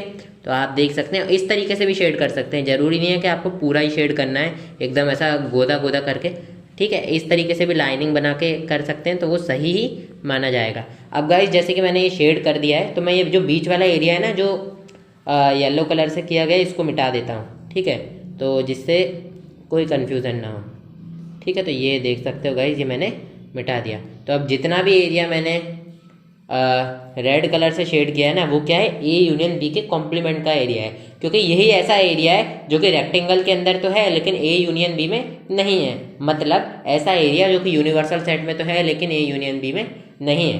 अब देखो गाइस, जो सेकंड पार्ट है ना, उसका भी आंसर यही होगा। ऐसा क्या होगा? देखो गाइस, मैंने आपको जो इस एक्सरसाइज का इंट्रोडक्शन था उसमें बताया था कि ए यूनियन बी अगर हम लें और इसका कॉम्प्लीमेंट कर दें तो ये इक्वल होता है A complement intersection B complement के, और इसी का हमको डायग्राम बनाना है। यानी कि ये दोनों जब सेम हैं तो इसका डायग्राम भी तो इससे सेम ही बनेगा।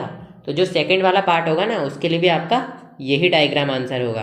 तो हम लिख देते हैं, for first part, first and second, above diagram is true.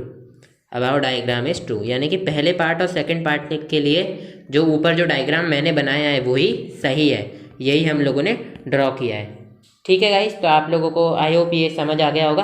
अब चलिए हम लोग करते हैं इसका थर्ड पार्ट। चलिए गाइस, फर्स्ट और सेकंड पार्ट हम लोगों ने कर लिया है, दोनों का डायग्राम सेम ही था। अब हम देखते हैं थर्ड पार्ट। तो थर्ड पार्ट में हमको ड्रॉ करना है ए इंटरसेक्शन बी के कॉम्प्लीमेंट का डायग्राम। तो ये तो ईजी है। और आप देखो, जो भी एरिया ए इंटरसेक्शन बी का है ना गाइस, उसको मैं इस कलर से, पर्पल कलर से शेड कर देता हूँ, ठीक है। तो ये देखो, ये एरिया किसका है गाइस?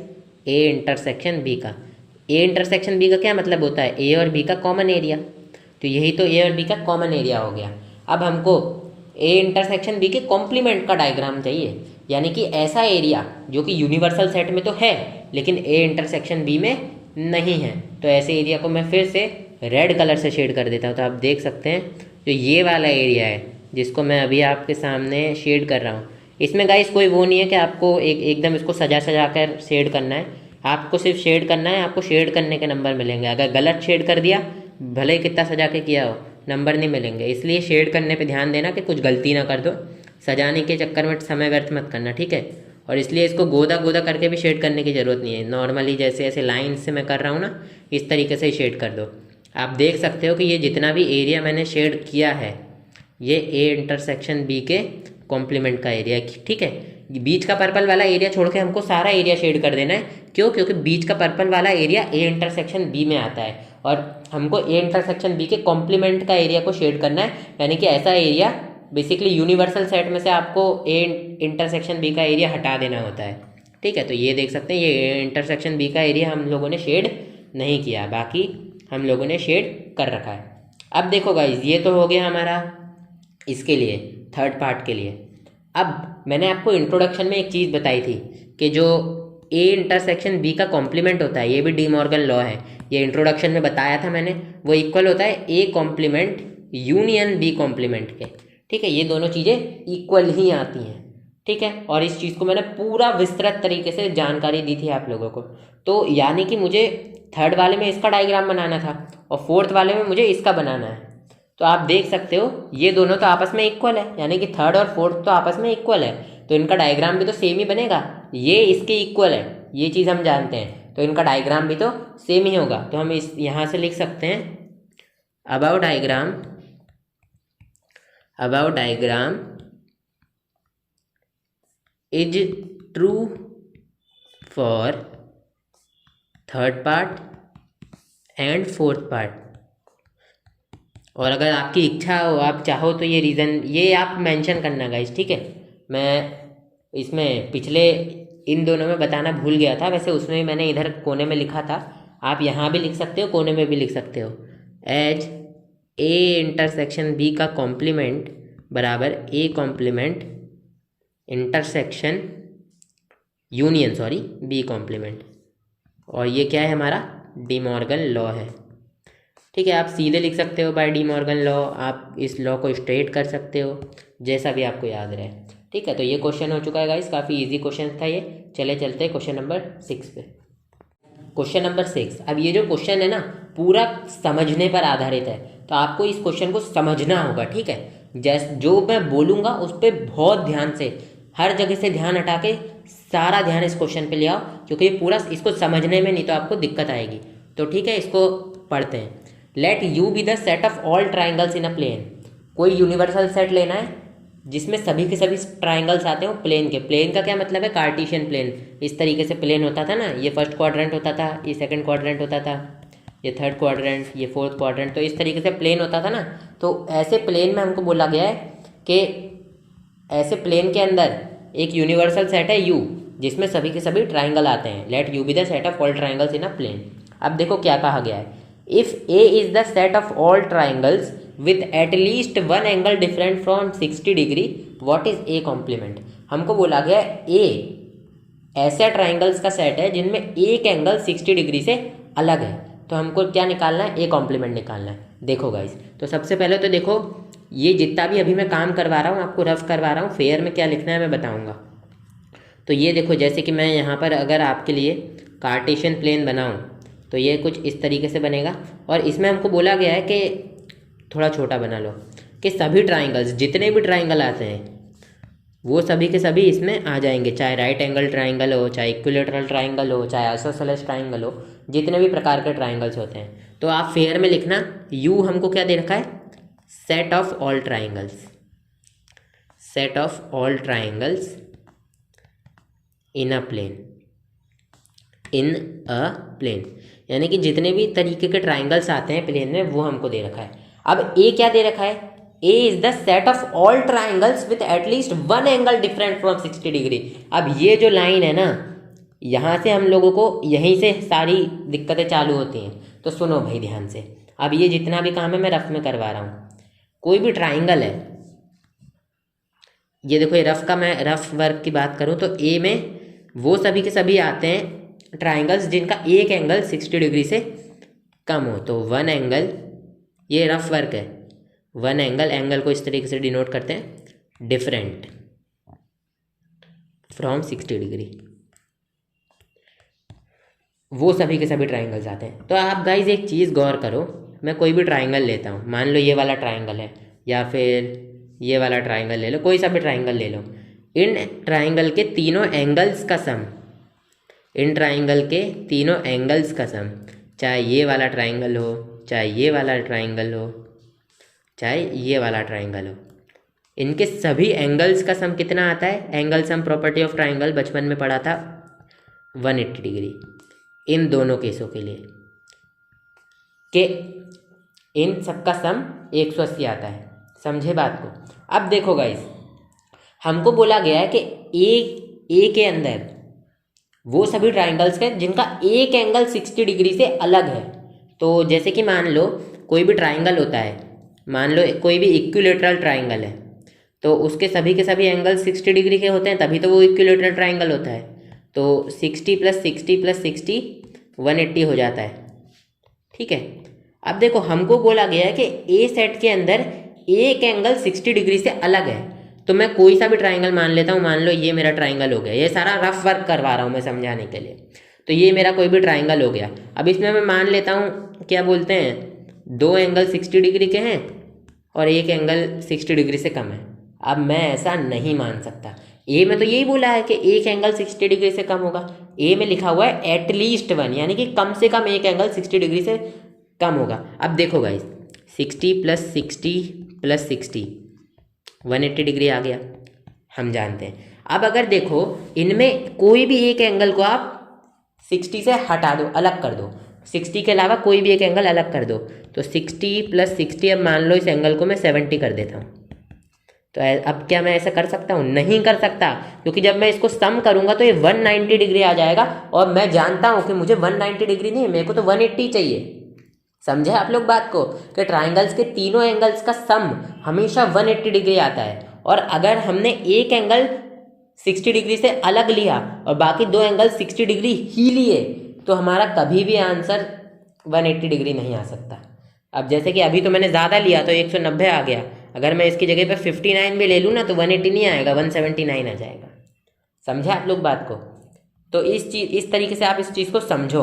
तो अगर हम एक एंगल को 60 डिग्री से अलग ले रहे हैं, हम ए सेट के अंदर एक एंगल को 60 डिग्री से अलग ले रहे हैं, इसका मतलब ये तय हो चुका है कि दोनों एंगल्स 60 डिग्री से अलग होंगे। अब जैसे कि मान लो ये जो एंगल है ये 60 डिग्री की जगह मान लो ये 50 डिग्री हो और ये 70 डिग्री हो तो चलेगा, तो 180 ही आएगा हमारा आंसर। ठीक है, इसको 70, इसको 60, इसको 50 मान लो, तो 180 आएगा। यानी कि हम एक चीज़ समझ गए कि अगर ए सेट के अंदर एक एंगल डिफरेंट कर दिया है तुमने 60 डिग्री से, ए सेट के अंदर जितने भी ट्राइंगल्स हैं उनमें एक एंगल 60 डिग्री से कम है, तो यानी कि दो एंगल्स भी 60 डिग्री से कम होंगे ही होंगे। इतनी बात क्लियर रखो। अब देखो, जो भी ए सेट हमको दिया हुआ है ना, उसको ले लो, उसमें क्या आएगा। देखो गाइज, जो भी कितने प्रकार के ट्राइंगल होते हैं, आप एक मिनट में इस चीज़ को थोड़ा रब करूँ तो आप मुझे बताओ कितने प्रकार के ट्राइंगल्स होते हैं। कोई कहेगा इक्विलेटरल ट्राइंगल होता है ना, इक्विलेटरल ट्राइंगल होता है, आइसोसेलेस ट्राइंगल होता है, इक्विलेटरल ट्राइंगल होता है, राइट एंगल ट्राइंगल होता है, आइसोसेलेस ट्राइंगल होता है। तो भांति भांति प्रकार के अलग अलग तरीके के ट्राइंगल होते हैं। अब ए सेट के अंदर ऐसे ट्राइंगल आएंगे जिनका एक एंगल 60 डिग्री से अलग है। ठीक है, तो जैसे कि मान लो ये हमारा इक्विलेटरल ट्राइंगल को रिप्रेजेंट कर रहा है, तो इसके सभी एंगल 60 डिग्री होंगे। ठीक है, ये वाला इक्विलेटरल ट्राइंगल को रिप्रेजेंट कर रहा है। तो यानी कि हम इतना पता लगा सकते हैं कि ए सेट के अंदर जितने भी ट्राइंगल्स आएंगे वो इक्विलेटरल ट्राइंगल नहीं होंगे, बाकी कितने भी ट्राइंगल आ जाए। देखो गाइस, इक्विलेटरल ट्राइंगल क्या होता है, ये मान लो इक्विलेटरल ट्राइंगल है, इसका हर एक एंगल 60 डिग्री है, हर एक एंगल 60 डिग्री है। यानी कि हम ये समझ गए यहाँ से कि ए सेट के अंदर जितने भी ट्राइंगल्स आएंगे उनका एंगल 60 डिग्री नहीं होंगे, तीनों के तीनों। ये चीज़ तो आप लोग समझ गए। तो इक्विलेटरल ट्राइंगल को छोड़ के जितने भी ट्राइंगल्स हैं वो ए सेट के अंदर आ जाएंगे। अब मैं इसको देखो गाइस, ये रफ में कर रहा हूँ। ठीक है, मैं जितने भी ट्राइंगल्स हैं ए सेट में जितने भी ट्राइंगल्स हैं, इक्विलेटरल ट्राइंगल को छोड़कर वो आ जाएंगे भाई। क्योंकि इक्विलेटरल ट्राइंगल ऐसा ट्राइंगल होता है जिसमें तीनों एंगल 60-60 डिग्री के होते हैं। हमको ये बोल दिया गया है कि ए सेट में एक एंगल 60 डिग्री से अलग है। अब एक एंगल 60 डिग्री से अलग है तो हो सकता है मतलब हो सकता है तीसरा एंगल भी, तीनों एंगल 60 डिग्री से अलग हो। देखो अगर एक एंगल 60 डिग्री से अलग है इसका मतलब ये तय है कि दोनों एंगल 60 डिग्री से अलग होंगे। अब हमको बोला है ए की कंडीशन ही ये दी गई है कि केवल और केवल एटलीस्ट मतलब आप कम से कम एक एंगल को अलग लो। और हमने देखा कि अगर आप कम से कम एक एंगल को अलग ले लेते हो तो दो एंगल तो अलग आते ही हैं। अब उसने क्या बोला है, कम से कम एक एंगल को अलग लो, ज्यादा से ज्यादा तो तीनों एंगल को अलग ले सकते हैं। तो तीनों एंगल को अलग लेने वाले ट्राइंगल भी तो ए में आ जाएंगे। देखो भाई ए की क्या कंडीशन दी गई थी, ए की कंडीशन थी कि at least one angle different from 60 degree, यानी कि कम से कम एक एंगल 60 डिग्री से कम है। ज्यादा से ज्यादा तो कितने भी हो सकते हैं, समझे बात को, मतलब तीन ही हो सकते हैं क्योंकि ट्राइंगल में तो तीन ही होते हैं। तो इस चीज को समझ जाओ आप लोग, ठीक है। तो जितने भी ट्राइंगल्स हैं इक्विलेटरल ट्राइंगल को छोड़कर वो सभी के सभी आ जाएंगे, क्योंकि जैसे कि मान लो ये इक्विलेटरल ट्राइंगल होता है उसमें 60 डिग्री के ये आते हैं, और जितने भी मतलब इक्विलेटरल ट्राइंगल में सभी एंगल 60 डिग्री के होते हैं। अगर इक्विलेटरल ट्राइंगल को हटा दिया जाए तो हमारे पास ऐसे ही ट्राइंगल बचते हैं जिनके या तो तीनों एंगल्स 60 डिग्री से अलग है या तो दोनों एंगल 60 डिग्री से अलग है। समझा आप लोग बात को। तो इस चीज़ को फेयर में कैसे लिखना है, क्या करना है, उस चीज़ को भी समझ लेते हैं गाइस। तो चलिए इसको मैं फटाक से रफ कर देता हूँ, एक मैंने जितना भी रफ वर्क किया है। अब फेयर वर्क देख लेते हैं कि किस तरीके से करना है। तो यूनिवर्सल सेट लिखा है, अब ए सेट को ऐसे लिखो, और ए सेट इस तरीके से, A set will contain all triangles except equilateral triangles.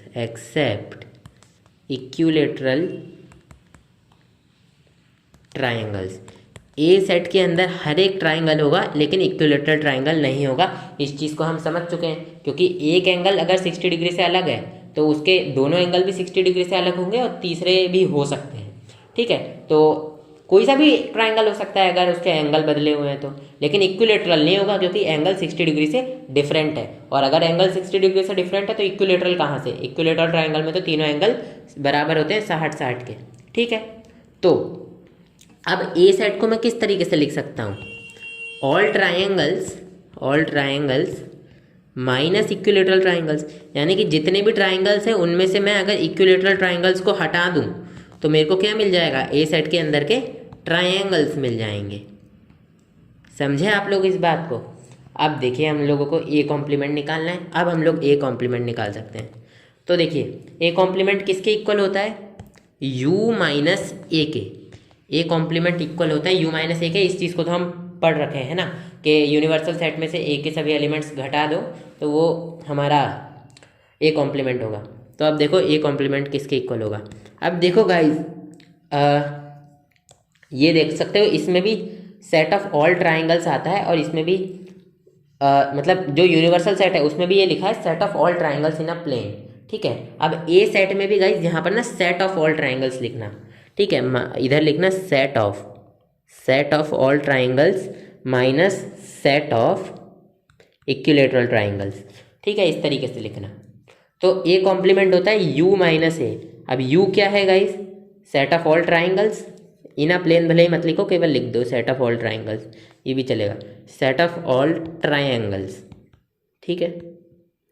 अब इसमें से आपको माइनस करना है ए। अब ब्रैकेट लगा लो, ए की वैल्यू ये है, पुट कर दो all set of all triangles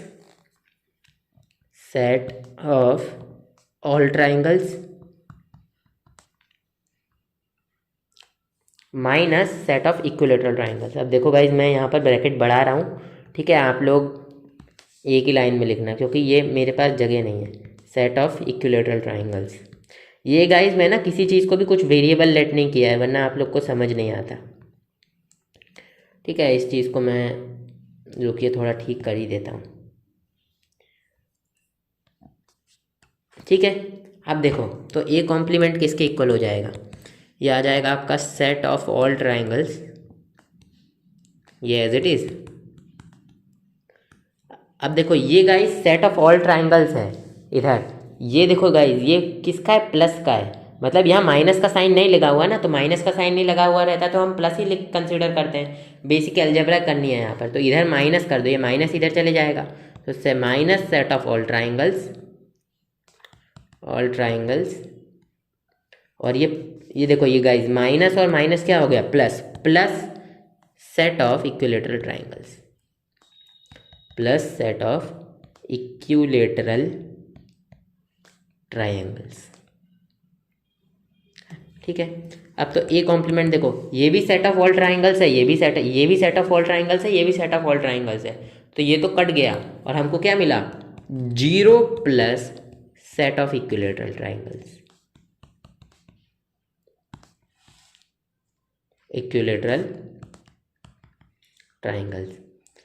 तो फाइनली हमको ए कॉम्प्लीमेंट मिल चुका है, क्या, सेट ऑफ इक्विलेटरल ट्राइंगल। 0 को तो कुछ करते ही नहीं है, सेट ऑफ इक्विलेटरल ट्राइंगल्स। तो आई होप आप लोग समझ गए होंगे कि किस तरीके से हम लोग कर रहे हैं इस क्वेश्चन को। ये पूरा क्वेश्चन समझने पर बेस्ड है कि आप किस तरीके से समझते हैं, और फेयर वर्क क्या करना है ये मैंने आपको बता दिया। ये देखिए इतना किया, आप चाहें तो स्क्रीनशॉट ले लीजिए, ले लिया होगा, और इसका भी ले लीजिए, ले लिया होगा। ठीक है, तो वही मैं कहना चाह रहा हूँ कि ये क्वेश्चन समझने पे था गाइस, पूरा का पूरा आपको बस ये समझना था कि अगर एक एंगल 60 डिग्री से अलग होगा तो 2 एंगल भी 60 डिग्री से अलग होंगे, 3 एंगल भी 60 डिग्री से अलग होंगे, यानी कि वो ट्राइंगल ऐसा ट्राइंगल होगा जिसमें तीनों एंगल 60 डिग्री नहीं है। और ऐसा कौन सा ट्राइंगल होता है जिसमें तीनों एंगल 60 डिग्री नहीं है? कोई सा भी ट्राइंगल हो सकता है इक्विलेटरल ट्राइंगल को छोड़ के, क्योंकि केवल इक्विलेटरल ट्राइंगल ऐसा ही होता है, मतलब केवल ऐसा इक्विलेटरल ट्राइंगल ही होता है जिसमें तीनों एंगल 60 डिग्री के होते हैं। और हमको ऐसे ट्राइंगल्स चाहिए जो कि एक एंगल जिनमें 60 डिग्री से कम हो, तो क्या हो जाएगा, इक्विलेटरल ट्राइंगल्स को छोड़ दो, बाकी सारे ट्राइंगल्स आ जाएंगे। तो बस यही चीज़ हमने ए सेट में लिखी है, all triangles, set of all triangles minus set of equilateral triangles. तो बस इस चीज़ को आप लोग समझना। इस क्वेश्चन में अगर आपको डाउट हो ना तो वीडियो को दोबारा ध्यान से, पूरा ध्यान मेरी बात पर रखो, आपको समझ आएगा। ये क्वेश्चन समझना बहुत ज़रूरी है, ठीक है, क्योंकि बहुत लोग क्या करते हैं, रटते हैं इस तरीके के क्वेश्चंस को, उनको समझ तो आता नहीं है भाई ये कैसे आ गया, हम तो रट लेते हैं, बट रटना नहीं है, क्योंकि अगर आप आगे जाके जब हायर लेवल्स क्वेश्चन सॉल्व करोगे ना, मतलब 11th में होंगे शायद आगे के चैप्टर्स में, तो हो सकता है ये कॉन्सेप्ट ही आपके काम आएंगे, तब रटना काम नहीं करेगा, तो आपको समझना होगा चीज़ों को। अब चलिए करते हैं last question, question number 7। Question में क्या कहा है guys, fill in the blanks to make each of the following a true statement. हमको ये ब्लैंक्स को फिल करना है, ठीक है, तो करते हैं यार। ये क्वेश्चन तो काफ़ी ज़्यादा ही ईजी दे दिया इनने।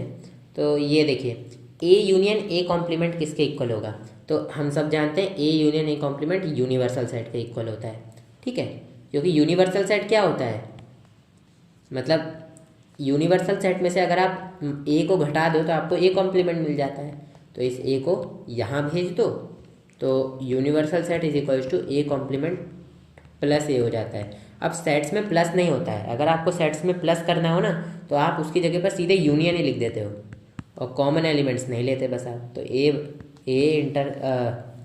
ए यूनियन ए कॉम्प्लीमेंट। अब इसको आप इस तरीके से भी लिख सकते हो, ए यूनियन ए कॉम्प्लीमेंट।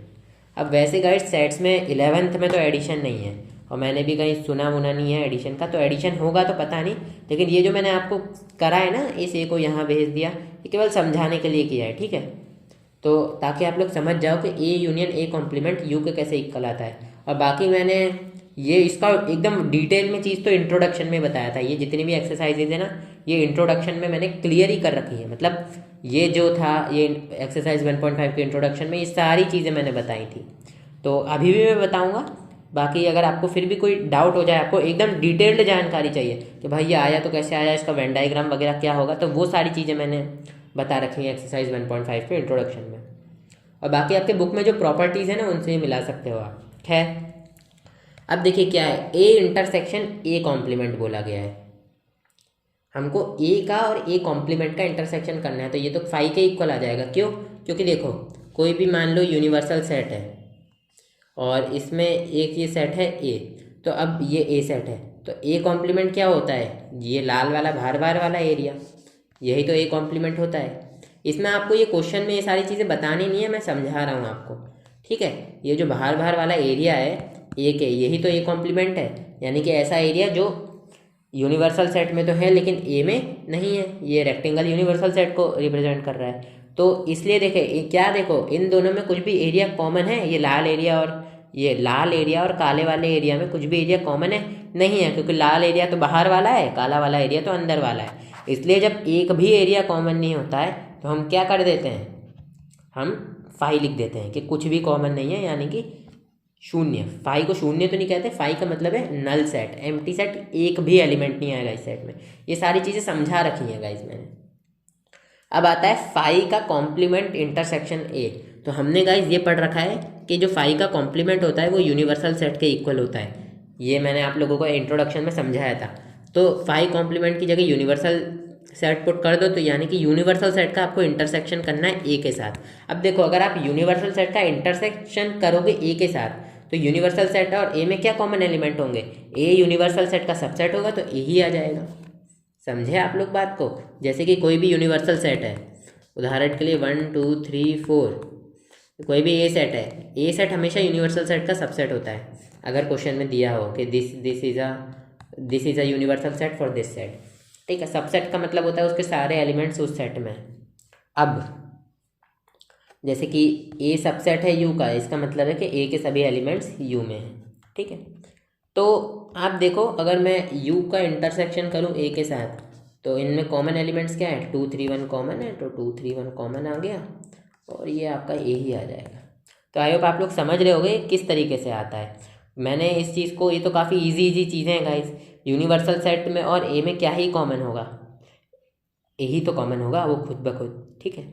अब चलिए इसका फोर्थ वाला पार्ट कर लेते हैं। अच्छा हमने पहले थर्ड पार्ट को पहले कर दिया, सेकंड पार्ट को बाद में किया। ये सेकंड वाले पार्ट का आंसर ए ही आएगा गाइस। अब आता है फोर्थ वाला पार्ट, और ये थर्ड वाला पार्ट था गाइस, माफ़ करना।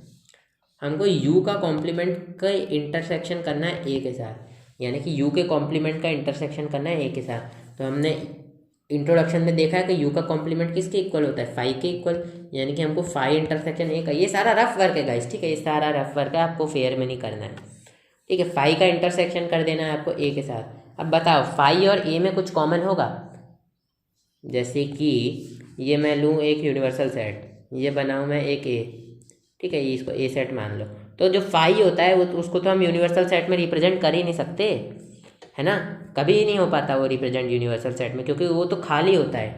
समझ रहे हो बात को, उसमें कुछ एरिया होता ही नहीं है, वो नल सेट होता है। तो इसलिए मैं आप लोगों को कह रहा हूँ कि एक बार मेरा इंट्रोडक्शन देख लेना, अगर नहीं देखा हो, और देखा होगा तो ये चीज़ें तो समझ आ ही गई होंगी।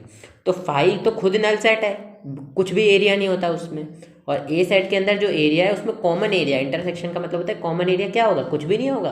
तो इसका आंसर भी हमारा फाई आ जाएगा।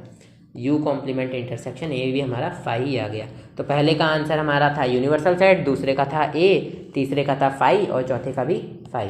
तो आई होप आप लोग समझ गए होंगे कि इसको, इस एक्सरसाइज को किस तरीके से सॉल्व करना है। और आप लोगों को हो सकता है कुछ क्वेश्चंस में डाउट हो जाए, हो सकता है छठे क्वेश्चन में डाउट हो, तो उसको भाई ध्यान से देखो, ठीक है, क्योंकि अगर आप ध्यान से देखोगे तभी आपका डाउट क्लियर होगा। और आप लोगों का धन्यवाद गाइस कि आप लोग वीडियो देखते हो, एंड तक जुड़े रहते हो। अपने दोस्तों के साथ इस वीडियो को शेयर कर देना। इस वीडियो के बाद हम मिसलेनियस एक्सरसाइज है, जो भी मिसलेनियस एग्जाम्पल्स हैं मिसलेनियस एक्सरसाइज से रिलेटेड, उनको भी करवाएंगे। लेकिन मिसलेनियस एक्सरसाइज से पहले एक एक्सरसाइज है 1.6 जो कि न्यू बुक से कट चुकी है, लेकिन हम उसको भी कवर करेंगे क्योंकि मेरे को लगता है कि वो पढ़ाने योग्य है। सेट्स का क्या पर्पस है, ये सेट्स आपको क्यों पढ़ाया जा रहा है, ये उसी एक्सरसाइज से आपको पता चलेगा, ठीक है। सबसे मेन एक्सरसाइज ये एनसीईआरटी वालों ने हटा दी, लेकिन मैं तो करवा दूंगा अगर आपको, ठीक है। तो अगर आप केवल एग्जाम पॉइंट ऑफ व्यू के लिए पढ़ते हैं तो आप उस चीज़ को स्किप भी कर सकते हैं, कोई दिक्कत नहीं है। लेकिन अगर आप चाहते हैं कि भाई ये सेट्स है, ये हमको क्यों पढ़ाया जाता है, इसमें कौन सी प्रॉब्लम सॉल्व करने में ये काम आता है, तो वो सारी चीज़ों के लिए ना गाइज आप लोगों को उस एक्सरसाइज को करना था।